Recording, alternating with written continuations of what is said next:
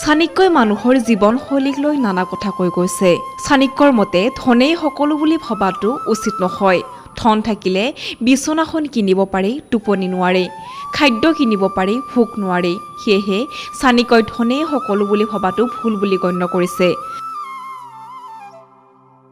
দৰাচলতে প্ৰায় 2500 বছৰ আগতে চাণক্যই কৈ যোৱা কথাবোৰ আজিও প্ৰাসংগিক হৈ আছে। চাণক্যৰ নীতি শাস্ত্ৰৰ কথাবোৰ জীৱনৰ পথত নিজকে চলাই নিয়াৰ বাবে অতি গুৰুত্বপূৰ্ণ।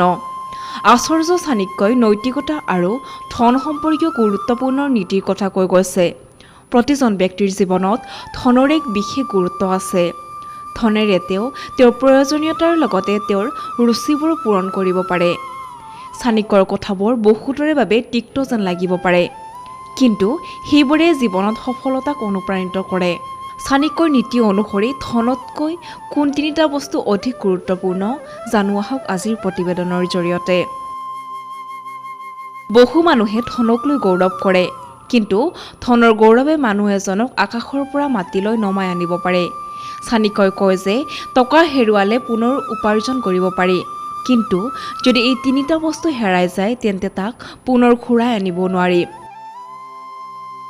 আচাৰ্য চাণক্যৰ মতে ধনতকৈ কোন তিনিটা বস্তু গুৰুত্বপূৰ্ণ জানো আহক। আত্মসন্মান। আত্মসন্মানে ব্যক্তি এজনৰ ব্যক্তিত্ব নিৰ্ধাৰণ কৰে।